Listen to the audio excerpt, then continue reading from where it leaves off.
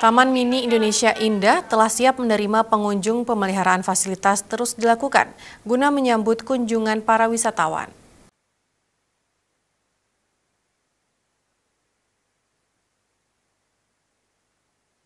Taman Mini Indonesia Indah atau TMII menyatakan siap menerima pengunjung.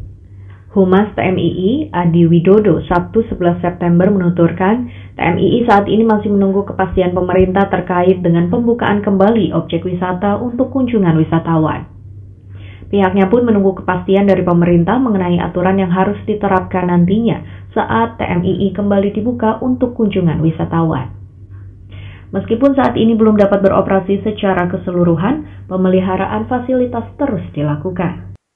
Kalau untuk pembukaan kita secara prinsip sudah siap ya, karena selama ini walaupun Taman Mini ditutup, kita tidak beroperasional melayani pengunjung, namun kegiatan perawatan, kegiatan pemeliharaan tetap kita lakukan, sehingga secara prinsip kita tak siap untuk menerima kunjungan.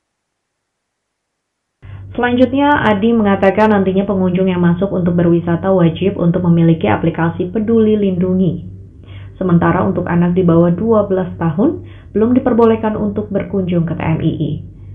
Seperti yang diketahui, TMII sudah beroperasi kembali pada tanggal 20 Agustus lalu, namun hanya untuk kegiatan olahraga.